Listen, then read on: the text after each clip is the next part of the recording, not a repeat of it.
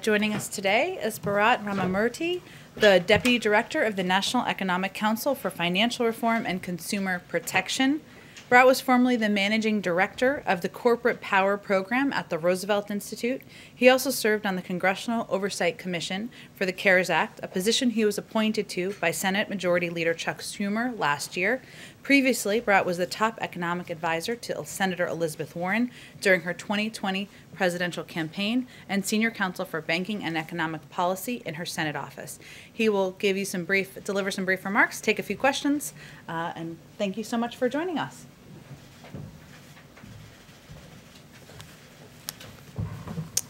Good afternoon. Earlier today, the president had the chance to visit a couple of small businesses here in town. One is a locally owned hardware store that's been around for 150 years. The other, which leases part of the same space, is an urban farm that was founded just 8 years ago. Like other small businesses across the country, these companies help serve their communities. The hardware store sponsors Little League teams and holds events with the Cub Scouts. The urban farm serves hundreds of local households and supplies food for local farmers markets. Unfortunately, a lot of companies like this, with fewer than 20 employees, were left out of previous rounds of small business relief. Too many mom-and-pop businesses and too many minority-owned businesses were left behind, while larger, well-connected businesses got funds quickly. The president and the vice president have made it a top priority to ensure that this round of small business relief is distributed more equitably, and that the companies that may not have gotten relief before have a real shot at getting relief now. So today we want to share some early results of how this administration is already making good on that commitment. On Monday, February 22nd, the president announced important changes to the Paycheck Protection Program, which is the primary small business relief program that the federal government offers. These changes were intended to ensure that mom-and-pop businesses, minority-owned businesses, businesses in rural areas, and other underserved categories of businesses got the help that they needed. These changes included instituting a 14-day period starting on Wednesday, February 24th, during which only businesses with fewer than 20 employees could apply for relief. The idea behind the exclusivity period was to give lenders time to focus on reaching out to smaller businesses, including businesses that may not have that they may not have worked with before, and to make sure that these smaller mom-and-pop shops had time to get their applications in and approved. And at the same time as the president's announcement, the administration launched a whole-of-government effort to let small business owners and lenders know about this opportunity. The Small Business Administration launched a series of conversations reaching thousands of community leaders through webinars every day. White House officials held calls that ended up reaching thousands of small business owners directly, and the administration partnered with Congress to help members spread the word about the changes and conduct outreach with their constituents. So now we're reaching the end of the 2-week exclusivity period, and the results are pretty striking. When comparing the data from the exclusivity period with the 10 days preceding the exclusivity period, we've seen a significant increase in the number of loans to the smallest firms, to minority-owned and women-owned firms, and to first-time PPP participants. Specifically, we've approved more than 300,000 loans for businesses with fewer than 5 employees, and that's a 15% increase compared to the pre-exclusivity period. We've approved nearly 200,000 loans to first-time PPP borrowers, which represents a 25% increase. There's been a 20% increase in loans to minority-owned businesses, and that translates to an additional 1,000 minority-owned businesses accessing relief every single day of the exclusivity period. There's been a 14% increase in loans approved to women-owned businesses, which translates to an additional 600 women-owned businesses accessing relief every day. And there's been a 12% increase in loans approved to businesses in rural areas. But that's not all. On February 22nd, the president also announced several other changes to expand access to PPP, and as of last Friday, the SBA had implemented all of these changes, and we're already starting to see some early momentum from those changes as well. For example, nearly 30,000 loan applications had previously been flagged because the small business owners were delinquent on their federal student loans. We removed that restriction and can now advance those applications. And tens of thousands of new applications have already come in after we increased the amount of relief available to sole proprietors and the self-employed. So I want to take this opportunity to say to the small business owners out there, there's still plenty of time left in this program. There's still plenty of money available to you. Go to sba.gov, contact your lenders, and see if you qualify for relief. The administration is going to continue to conduct outreach and spread the word about these relief efforts and what's available to small businesses. But of course, our view is that that's not enough. And that's why the American Rescue Plan includes more than $50 billion in additional aid for small businesses. It provides more than $28 billion in grants to support the hard-hit small restaurants through the Restaurant Revitalization Fund, which was a bipartisan proposal in Congress. It provides $15 billion in grants to help the smallest, most severely affected businesses, especially those that serve lower income areas. It provides $10 billion to restore the successful state small business credit initiative, which leverages private dollars to provide working capital to small businesses. And it creates a community navigator program so that small business owners can get help figuring out how to actually get the relief that they're entitled to, even if they don't have a team of lawyers and accountants on call. So with that, I'm happy to take some questions. Okay, go ahead. This is related to something that we're seeing on the Hill. And there is sort of an increasing movement among Senate Democrats to get extended unemployment insurance and stimulus checks added to the next Build Back Better legislation. As you're aware, Senator Durbin has signed on to it, and they argue that this is needed to sort of keep, both of these things are needed to keep people out of poverty. I'm wondering if you agree with that assertion from an economic standpoint and what your thoughts are. Well, number one, the American Rescue Plan has been documented by several independent experts as providing a tremendous amount of relief all by itself to lower income and middle class families between the economic impact payments, the checks, the changes to the child tax credit. There's going to be an enormous infusion of relief for lower income and middle income families. As you know, and as the president has said, this is only step one. Step two is the Build Back Better agenda, and I think we're still trying to think through what the aspects of that program are going to be. We have received the letter from the senators who've talked about potentially including recurring relief payments in it. We're looking at the idea, but we're still thinking through the contours of what's going to be in that next package. Thank you. Thank you. So earlier today at the events, President Biden said that a lot of PPP money went to people who shouldn't have got it. I was hoping you could elaborate on that. And also, I was wondering if you had any thoughts on concerns about inflation with the new stimulus bill that's about to be passed. Sure. So on the president's statements, I believe he was referring to the fact that in the previous round of PPP in the previous administration, there was documented problems from the Inspector General of the Small Business Administration that tens of thousands of companies that were not eligible for PPP ended up receiving it. In part, that was because the previous administration did not put any checks in place on the front end, in other words, when the application was received, to make sure that these were eligible companies. We've changed that. There's now significant upfront checks to make sure that any application that's submitted meets the criteria for the program. And at the same time that we've instituted those, we still are processing nearly 100% of applications within 48 hours. So we've tried to find the right balance between making sure that folks who are not eligible don't get the relief, but the folks who are eligible get it as quickly as possible.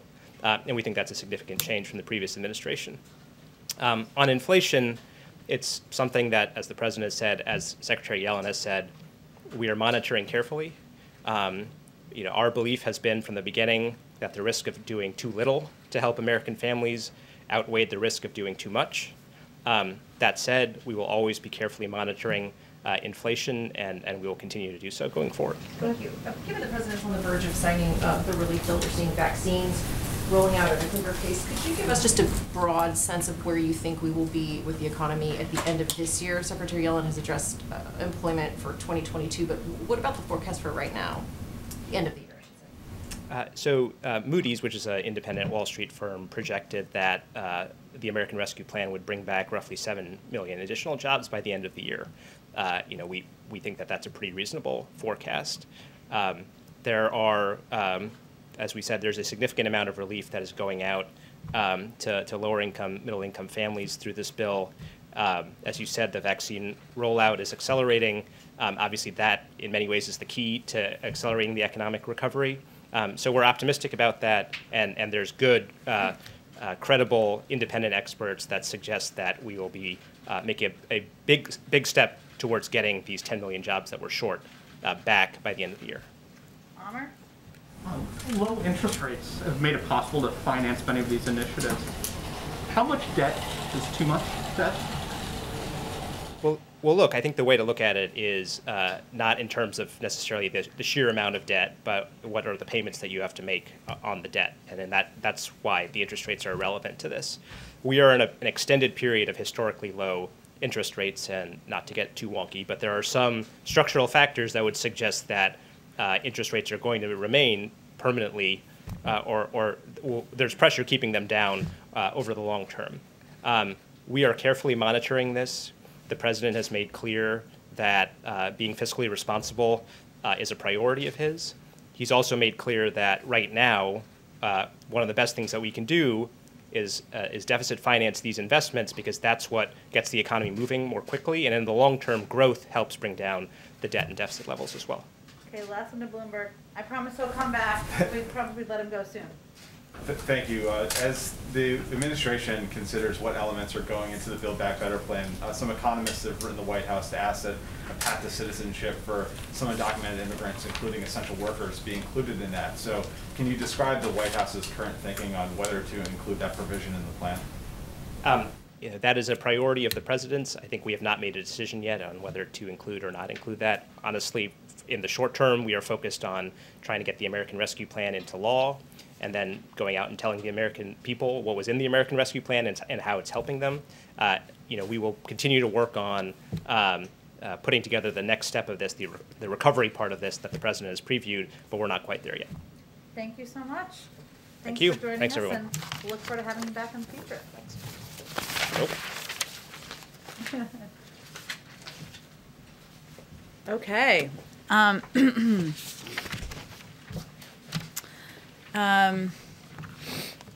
As the president said last week, once the rescue plan is signed, we'll be able to start getting payments out this month.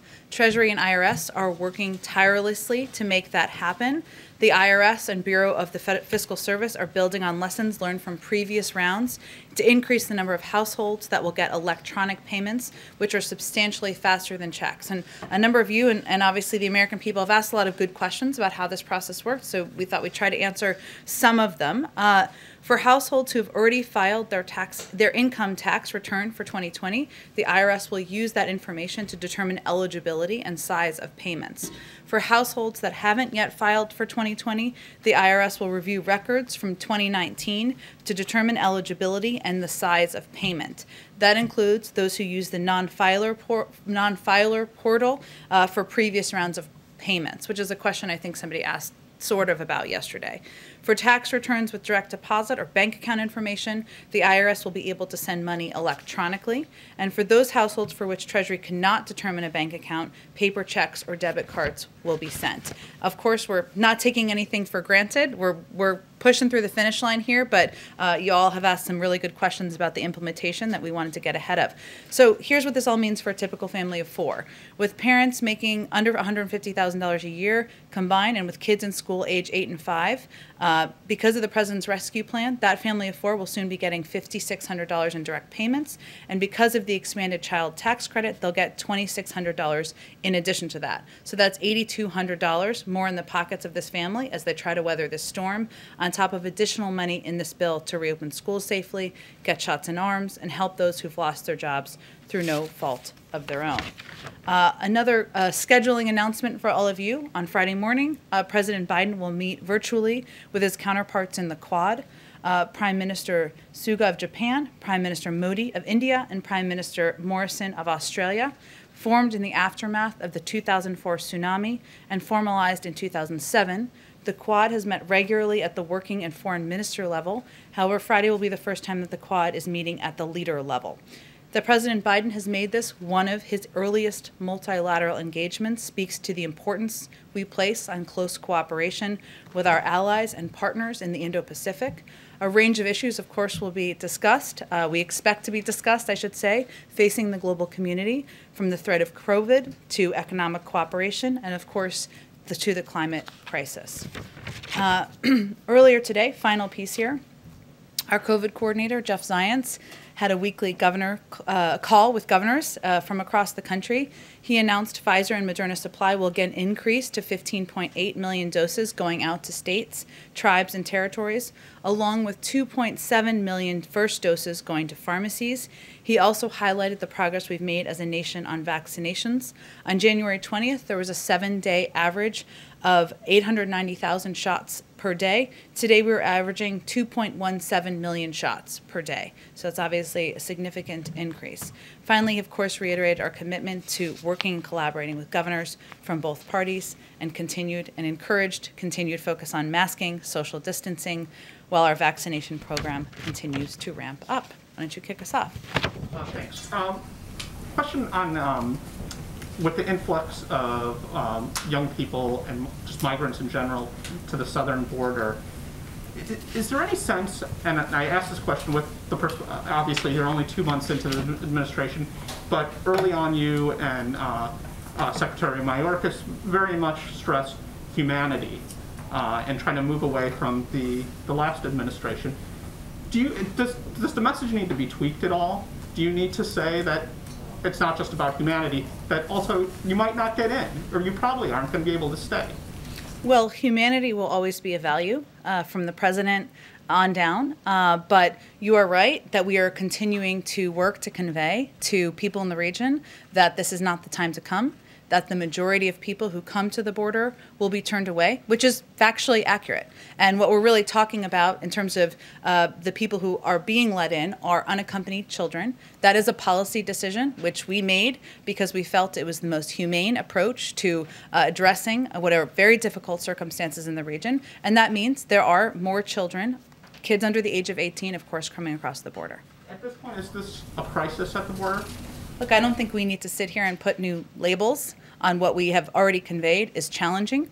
What we have conveyed is a top priority for the president, what our policy teams are working on every single day. There was a trip to the border this weekend. They are working over the course of every day since then on putting in place policies that can help address what we're seeing and help ensure that we are keeping these kids safe and moving them as quickly as possible from Border Patrol facilities to shelters where they can have access to educational resources, health resources, mental health resources, legal aid, etc.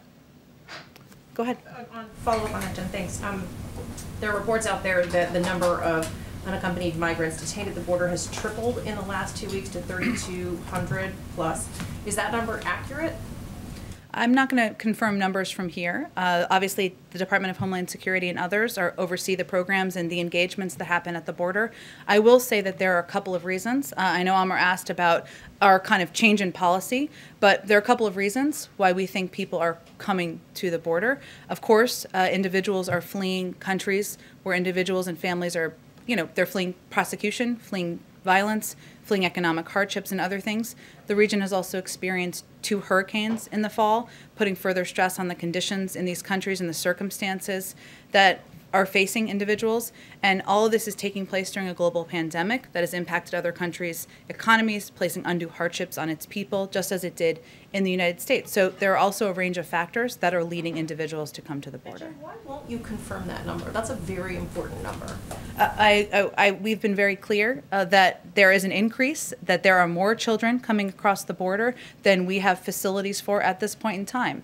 Those numbers are tracked by the Department of Homeland Security, so I'm just suggesting that you talk to them about specifics. Well, we talked to them, Jen, they won't confirm the numbers. Well, I would encourage you to go back to them and ask them again. We're not going to confirm them from the White House. It's not our program. It's the Department of Homeland Security. Is the White House encouraging the department to release those numbers then in the spirit of transparency that the Secretary promised here at this podium? We certainly encourage transparency, but what I also think is important is to talk about what the root causes are here and what we're doing from a policy standpoint to try to address the challenges that we're facing and that these kids are facing as they come across the border. And on COVID relief, should we expect to see the president travel to, perhaps after he signs this bill, to highlight the benefits? After of the it? American Rescue Plan is signed, we certainly recognize that we can't just sign a bill. Again, we're not taking anything for granted. We're getting across the finish line, but that we will need to do some work and use our best voices, including the President, the Vice President, and others, to communicate to the American people the benefits of this package, how they can benefit from the package,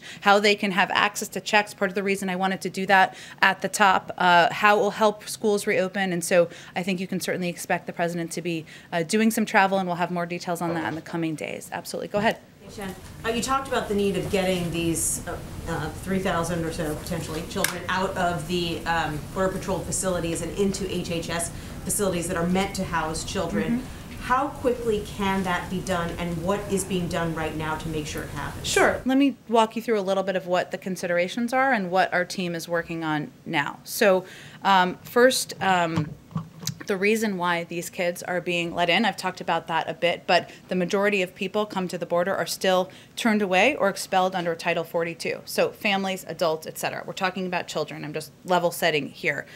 When children are apprehended at the border, they are initially processed, as you've noted, through Customs and Border Patrol facilities, where they are held until they can be sent to HHS shelters, where the children have access to education services, medical and mental health services. We've talked about this a little bit, but just to reiterate, the reason why, one of the challenges we've had is that COVID-19, the pandemic, had initially severely limited the amount of children that could be taken into HHS facilities and the pace at which that could happen. So one of our focuses is on working on seeing how we can address that. That includes looking at additional facilities. It includes, there were some CDC guidelines that were released on Friday, and those guidelines for HHS facilities will allow capacities to be returned to pre-COVID numbers, all while taking other steps like increased ventilation, additional masking, and other measures to continue to keep these children safe. So one of the things we're doing is working to implement these recommendations so that we can ensure there are more kids who can be safely in these facilities.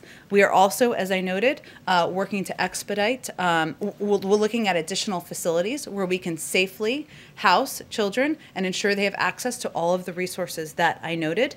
And finally, we're also looking for ways that we can expedite the way that we vet and process families and sponsor host families where these kids can go. Because of course, once they go from CBP facilities, which we are working to expedite that, we don't want them to be in these CBP facilities. We want them to be in shelters as quickly as possible. And then ultimately, we want them to be in families and homes where their applications can be processed. But we are looking to expedite the way that we the way that we vet families and sponsor homes as well. And last week, you weren't ready to confirm that new facilities might be brought online, including perhaps Fort Lee in Virginia or Homestead, Florida. Can you give us any new details about how many new facilities might be repurposed and how quickly? It's a good question. I don't have anything to confirm for you in terms of new facilities. We are looking at facilities, a lot of considerations underway, and certainly part of the reason is we want to have more kids able to transfer from CBP facilities to HHS facilities. So the CDC guidelines helped us ensure there are more kids able to have safely in a lot of these facilities, but also we're looking at facilities, but no decisions have been made at this point. And finally, can you tell us anything about any diplomatic efforts that are taking place between the Biden administration and these Central American countries to find ways to deter some of these children from coming to the border? It's a great question, and it's a key part of our strategy. I've actually asked Roberta Jacobson if she could come join us in the briefing room, so we hope to do that sooner rather than later, because those are great questions that I think she would be an excellent person to address. But in the meantime, no information about any conversations that are taking place between the U.S. and the Sure. Honduras Well, government? all I was conveying is a commitment to get you an expert that is involved in these discussions who can help answer your questions. But and I also conveyed that it is a key priority for us, and that there are conversations going on at a number of levels, obviously through our national security team, through the State Department, about the importance of conveying clearly this is not the time to come, working with countries on how we can address the root causes. As you know, but everyone may not know, one of the key proposals in the President's immigration bill is additional funding to address the root causes, and that's something we're certainly communicating about. So, but I think what I heard from you is specific questions about engagements. A lot of those would be read out from the State Department, but I've invited Roberta to come, and we'll look forward to having her here soon. Go ahead. Thanks, Jen. So airlines have been urging the administration to develop guidelines for a travel passport so Americans can begin traveling the country again. Is that something the administration is considering doing? And do you think it's a good idea for the government to make those kind of guidelines? Vaccine passports, I believe they are calling it, right? We recognize that as many Americans get vaccinated, questions will come up, and they're already starting to come up as to how people will be able to demonstrate they are vaccinated. I think it's important to remember only about 10% of the American population is vaccinated at this point. We've obviously made progress, but we have more work to do. And right now, our focus as the U.S. government is on getting more people vaccinated. And we'll think about how people can demonstrate they are vaccinated as we get more people vaccinated, but that's where we're putting our energy and resources toward.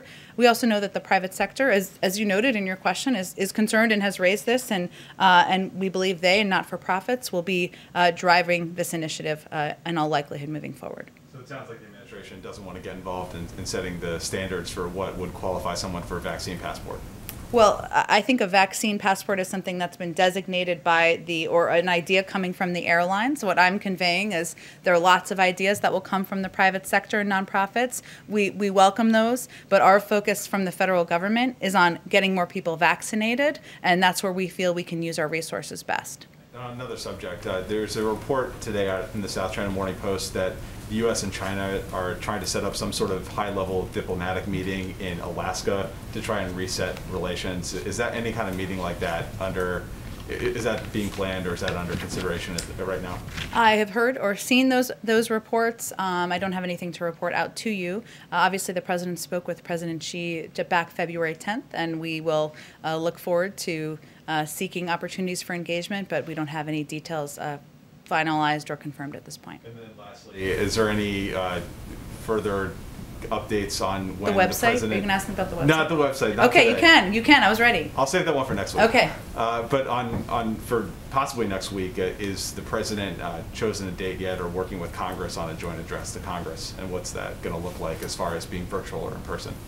I don't have any update on that for you, and certainly as soon as we have a date confirmed, we are looking forward to doing a joint address. We're working through that with Congress.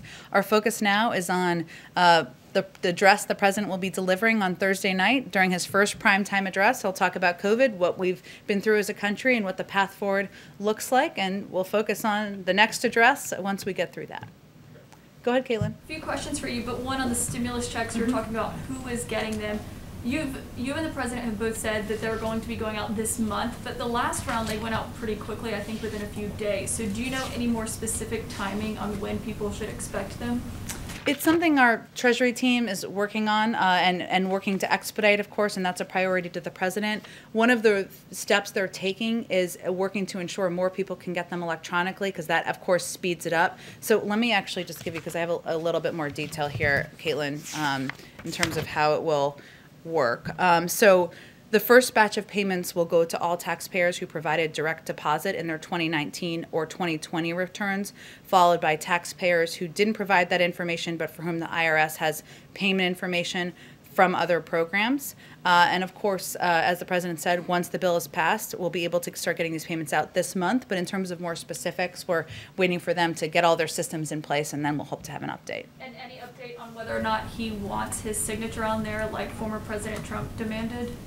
Well, we are doing everything in our power to expedite the payments and not delay them, which is why the president's name will not appear on the memo line of this round of stimulus checks. The checks will be signed by a career official at the Bureau of Fiscal Service. This is not about him. This is about the American people getting relief, almost 160 million of them. So he did not want his name to appear on the checks? He didn't think that was a priority or a necessary step. His focus was on getting them out as quickly as possible. Okay, thank you. And on immigration, you said you wanted to stay away from labels. I know the DHS secretary has not wanted to call it a crisis, but instead referred to it as a challenge. Mm-hmm. But right now, since it is 3,200 unaccompanied migrant children, according to documents from Monday, that's higher than the peak of the 2019 border crisis when it was around 2,600 then. And at that period, there were kids sleeping on floors. They were overcrowded facilities. So when his delegation traveled there, did they see that? People sleeping on floors and overcrowded facilities? Well, first, one of the reasons is because we have a different policy than the last administration. We're not turning kids away at the border, unaccompanied children. We're also, of course, not ripping them from the arms of their parents. And so we know, and we know there is going to be an increased number of kids coming across the border. There are several steps, as we've talked about a little bit, that we're working to address that. The team, of course, we put out a readout of their meeting. They are going to do a meeting, of course, and give the president a full rundown of what they saw on the ground, a trip that he asked them to take, and I'll let them do that before we have more specifics. And we, of course, are committed to ensuring there's transparency and access for cameras to the facility as well. So do we have a timeline on that, on when reporters will actually be able to go in and see? Because that was what was so helpful last time, yeah, showing people what it looked like inside there. So is that going to happen within the next week, or is it going to be pushed further down the road than that? When can cameras actually get inside those facilities? We're committed to doing that. I don't have a timeline for you at this point in time. We want to do it with respect for the privacy of the people staying there, people who are being housed there, but also abiding by COVID protocols. And so we're working through some of those steps. Okay, my last question is, did President Biden agree that the travel restrictions should not be changed for people who are fully vaccinated, like the CDC said yesterday? The CDC guidelines, that was a determination made by the CDC. It wasn't driven by or directed by the White House. And as Rochelle, Dr. Walensky has said, it's just a first step. And as more people are vaccinated, they'll look at ways to ease additional restrictions. But there were some reasons, as she outlined, that travel was not a part of this, according to what the health and medical experts who are working at the CDC determined, which includes the impact of travel. 10% of the population is vaccinated, 90% is not. It still remains, of course, it still is a concern. There's still a concerning impact of travel on people who are not vaccinated, and also because we are still tracking and looking at the impact of variants. So they will look at all these factors. This again was just a first step on guidelines, as she has said, and I'm sure they'll look at a range of factors as they've committed to as more people in the country are vaccinated. Go ahead.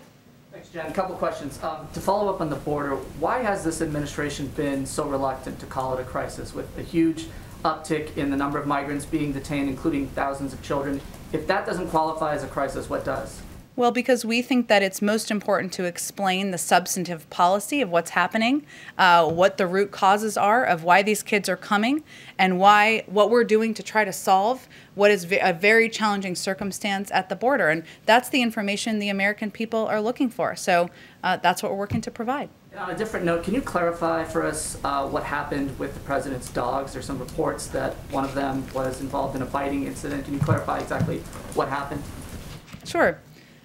Champion Major, the president and first lady's dogs, members of the family, are still getting acclimated and accustomed to their new surroundings and new people. And on Monday, the first family's younger dog, Major, was surprised by an unfamiliar person and reacted in a way that resulted in a minor injury to the individual, which was handled by the White House Medical Unit with no further treatment needed. It had been previously planned already for the dogs to be cared for by family friends in Delaware during Dr. Biden's travels to military bases this week. She has a 3-day trip this week, and the dogs will return to the White House soon. Go ahead, Sabrina. Thank you, Jen. 2 questions for you. First off, House Democrats are preparing to bring back earmarks as part of an effort to build support for infrastructure legislation. Does President Biden support the return of earmarks, and are there specific restrictions that he would seek to prevent the kind of abuse that has occurred in the past? Sure. Well, we don't have an infrastructure bill yet. Don't even know that it will be an infrastructure bill. And in terms of what it will look like and what the negotiations will require, we are happy to have that conversation when it's appropriate. But right now, we're focused on the American Rescue Plan, so we're not going to get ahead of the legislative strategy for a future bill. Biden's position on earmarks more broadly? I don't think anything has changed about his position. He obviously was in Congress for 36 years, but in terms of what it will look like or what restrictions would be on a new package, I'm sure he'll hear from and we're eager to listen to members of both parties and about their views on this issue, and we'll certainly factor it in as we put together a new his next step in the Build Back Better agenda. Thank you. The second question, the Indian government has threatened to jail employees at Facebook and Twitter if they do not comply with the government's data requests or requests that they take down accounts associated with these farmers' protests that have been ongoing for months now. What is the administration's view of a foreign government threatening to jail employees at U.S. companies? Well, certainly we believe in freedom of speech, freedom of press, freedom of expression, and it is a concern that the president and others at the highest level raise at every opportunity, even with allies, with adversaries, but in terms of specific conversations about this, I expect the State Department would be closest to those engagements. Go ahead, Karen. Some questions on the CDC guidelines yesterday. It was obviously very big news for families. Yes. But the message that we heard from officials was all about families. And we didn't hear anything about school reopening tied to these guidelines.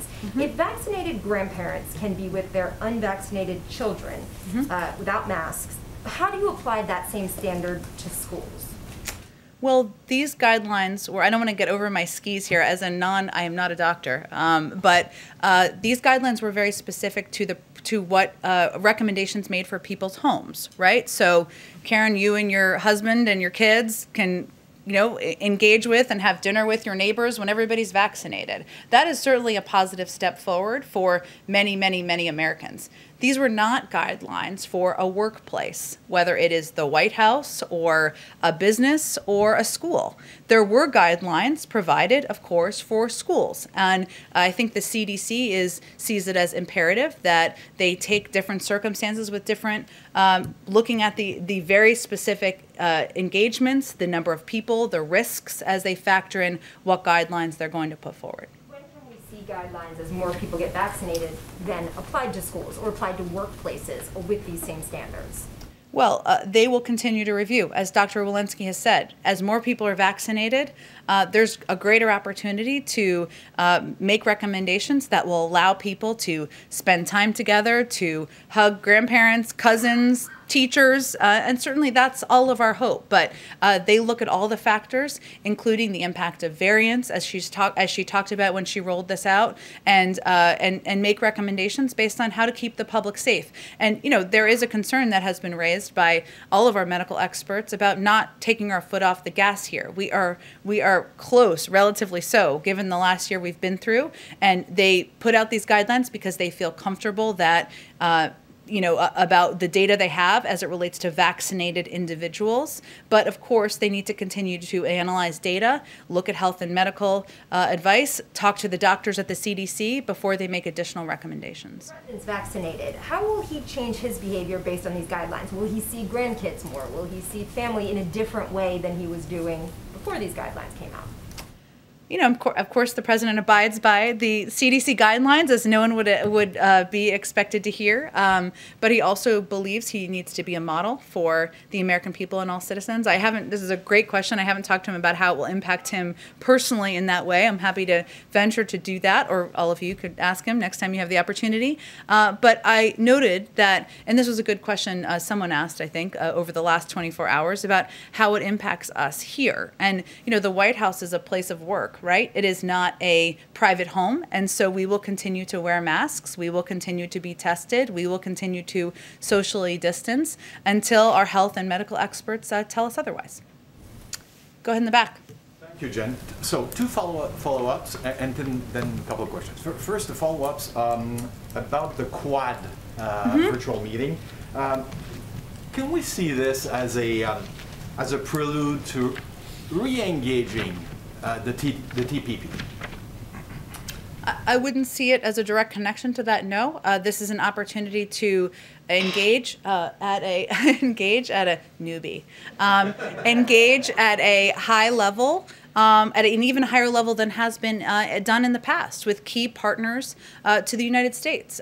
Japan, Australia, they're key partners to the and India, sorry. They're key partners to the United States. There's a range of issues to discuss and work together on, whether it's addressing the climate crisis, whether it's working together to address the global pandemic, or of course economic cooperation, but I wouldn't see it through those prisms. The president has been clear about his commitment to rebuilding the middle class and looking at any trade engagement through that prism.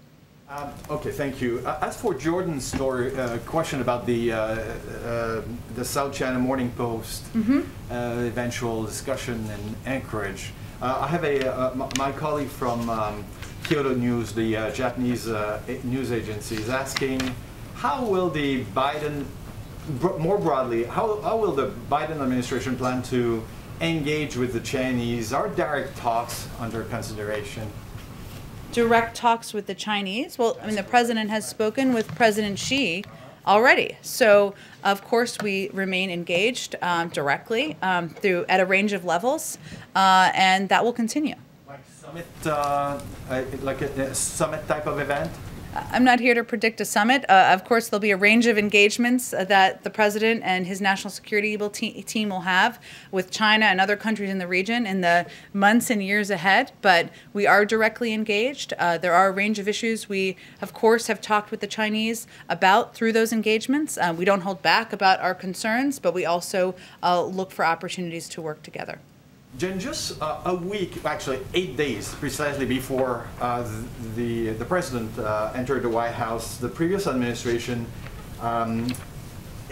put Cuba back on the list of state sponsors of terrorism. Does the president share this view?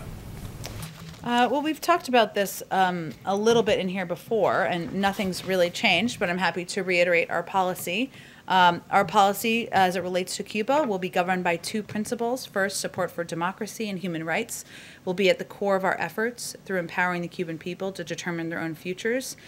Second, Americans, especially Cuban Americans, are the best ambassadors for freedom and prosperity in Cuba. A Cuba policy shift is not currently among President Biden's top priorities, but we are committed to making human rights a core pillar of our U.S. policy, and we're committed to carefully reviewing policy decisions made in the prior administration, including the decision to designate Cuba as a state sponsor of terrorism. Very, very last question, Sure. I promise. Go ahead. Okay? It's about the border. Okay. You keep repeating, this is not the time to come. Will there be isn't that sending the signal that there will be a time to come? Just wait. Well, first, to be clear, even these unaccompanied children who come across the border, who we've talked about, we want to keep safe. We want to ensure they are in shelters where there is access to educational services, legal services, health services. We want to ensure that they are then quickly moved to vetted families or sponsor homes. Many of them don't stay because they go through the process of having their applications reviewed. We just want to keep them safe because they are kids under the age of 18. And when we say it's not the time to come now, the reason is we are still digging our way out of a dismantled, immoral, and ineffective immigration policy that was being implemented by the last administration that was largely based around funding for a border wall. It's going to take us some time. And we do want to put in place, modernize the immigration system, which means investing in smart security, which means creating a pathway to citizenship, which means funding and supporting efforts to address the root causes in the region. And we, as a part of that, we want to ensure that there is effective processing at the border. We're not trying to close our borders. We are trying to create an effective, moral, humane system. It's going to take some time to do that. Go ahead. Thank you, Jen. I'd like to ask about three things, if that's okay. The dogs, immigration, and then Governor Cuomo. Another dogs question. Okay, go ahead. I'd like to follow just a quick clarification Sure. on the dogs. Okay. Can you confirm that it was a Secret Service member who was bitten, and can you also reassure the public that Major Biden will not be euthanized as a result of this? Well, certainly Major Biden is a member of the family, so I can assure you that. I don't have any more details on the individual. I would encourage you to ask the Secret Service, but I'm not going to have any more details other than that.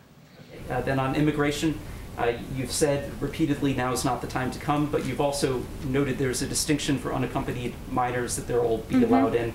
I want to revisit something the Secretary Mayorkas said last week. He said that, quote, loving parents, end quote, were sending 9-year-old children alone. Of course, there's frequently physical and sexual abuse for migrants in transit and also in U.S. custody. So I was hoping to drill down on the messaging there. Do you think it's important to send the message to children, unaccompanied children, that now is not the time to come, and to their parents that it's not a, quote, loving act to send them? I think it's imperative that we send the message that this is a dangerous journey.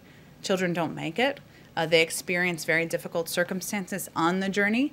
Now, the circumstances in a lot of these countries is such that the parents feel that taking that risk is better than the circumstances they're living through. But we are very clear about this message in the region that this is not the time to come. that this is a dangerous journey, that we, of course, are focused on modernizing our immigration system and making it a system that can better process people at the border, make it more humane. We are going to abide by our laws and continue to implement those laws, but I can assure you that message is being sent clearly in the region. So now is not the time to come for children as well.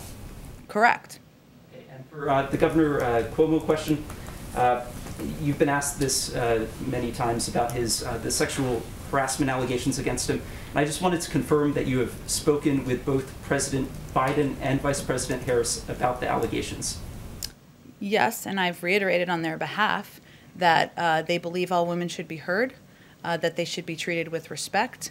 There's an independent investigation, as all of you know, that is being led by the Attorney General, who named, I believe, some individual lawyers who will be in charge of that today, if I'm reading reports correctly. And certainly they respect that and believe that should move forward. Will either of them be speaking themselves about these allegations? I don't have anything to predict for you on that front. I'm here to speak on their behalf, so that's what I venture to do on a daily basis. Go ahead. Before I start my actual questions, we've heard a lot about dogs. We were promised a White House cat. What happened to that? Where is the cat? Today's a good day for the cat. I don't have any update on the cat. We know the cat will break the internet, but I don't have any update on its status. Okay. And has the president now ruled out nominating Shalanda Young for OMB director? Is she deputy for keeps? And he said Neera Tanden would have a job in the administration. Where are we on that? Well, Neera only pulled herself out of consideration 6 days ago, if I'm doing my math. 7 days ago, sorry, if I'm doing my math correctly here. The president is committed to her serving in a role in the administration because he values her perspective and her experience. In terms of Shalanda Young, no, we have not made it. The president has not made a decision about who he will nominate. He thinks so highly of her that he nominated her to serve as deputy director of OMB, which is an enormous job in the administration. And once she's confirmed, she will serve as acting director of OMB, but I don't have any updates on the timeline or decision making for the nominee. And people in the running for some of the ambassadorships have been told that Bob Iger has got the gig in London. Are you able to make an announcement today? Well, they would be incorrect, given the president hasn't made any decisions about any ambassadorial roles. Go ahead. On climate, John Kerry is on his first overseas trip in Brussels right now. What is President Biden hoping he's going to accomplish there? Well, the president asked former Secretary of State, my former boss, to serve in this role because he knows about his, he's very familiar with his personal commitment to addressing the climate crisis, not just domestically, but of course internationally, which is the role that former Secretary Kerry is playing. This is an opportunity for him to engage directly, now that we've officially rejoined the Paris Climate Agreement, to have discussions with counterparts, with officials that the former Secretary knows well from his experience as Secretary of State and working on these issues for many decades, and I'm sure that he will be reporting back to the president when he returns. And Kerry mentioned in his remarks that he wants to raise the ambition of the initial Paris Agreement.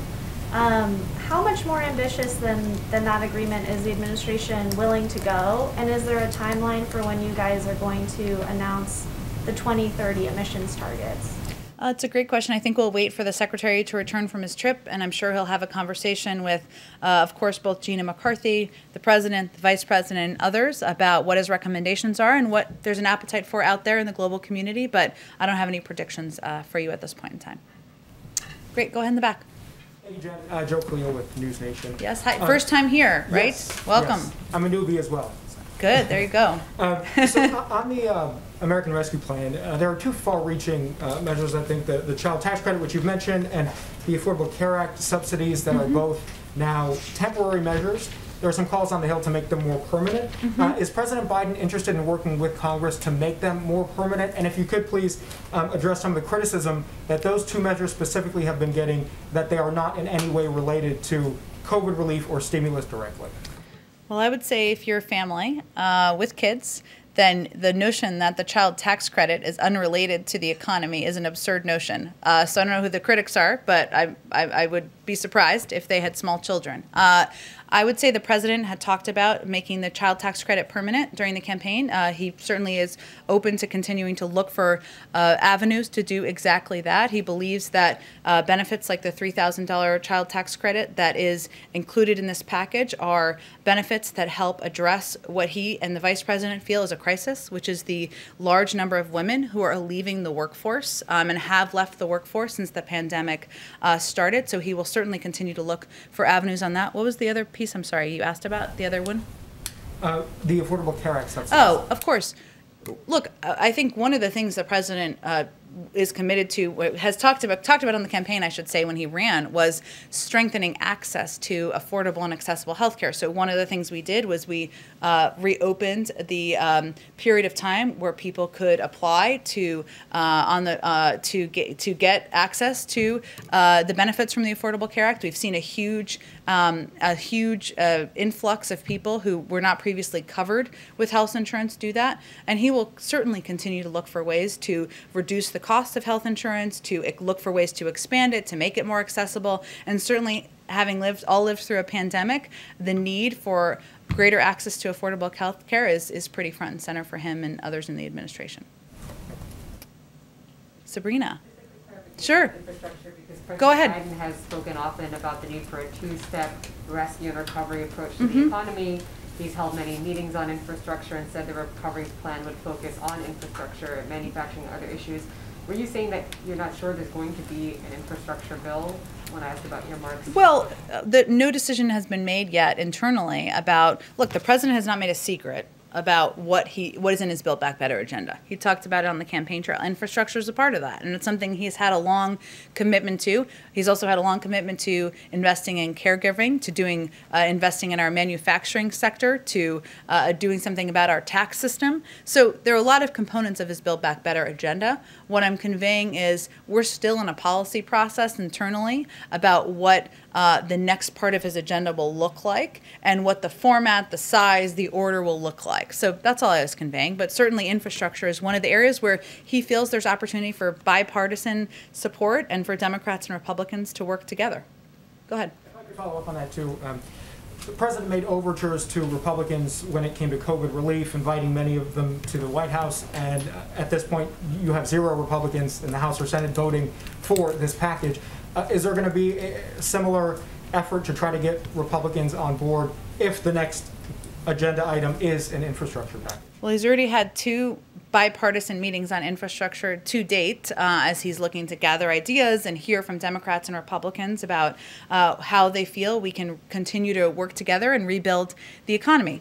I would say that while we don't expect or did not receive, I should say, to date, Republican votes for the American Rescue Plan, the Republicans in D.C. living in the zip code seem to be outliers in the country, given the majority of people in the country, the majority of Republicans support this package. So maybe it's a moment of self-reflection, but the president will continue to leave the door open to work with Republicans on his agenda moving forward.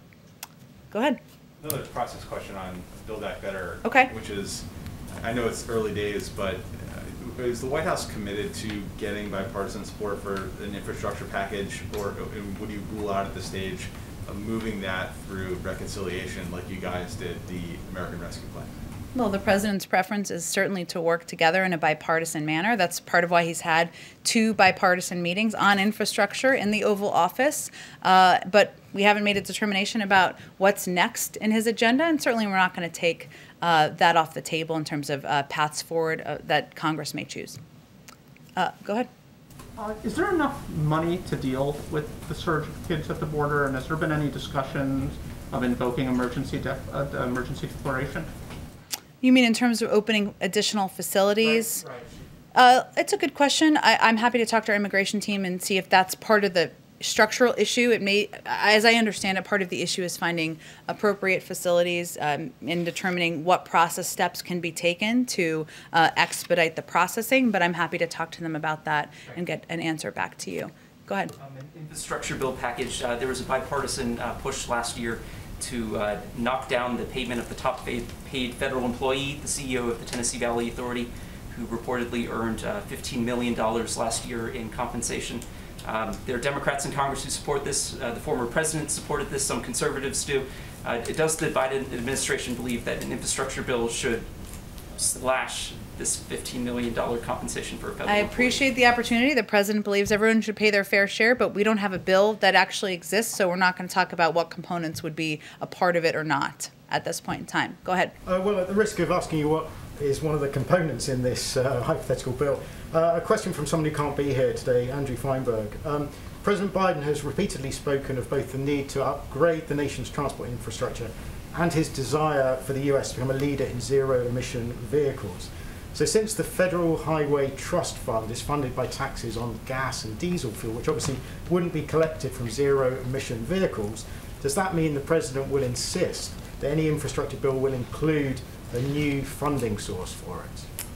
I just am not going to get ahead of a bill that has not been designed, formalized, finalized, packaged in terms of size, scope, or timeline at this point in time. Oh. Okay, thank you everyone. Have a great afternoon.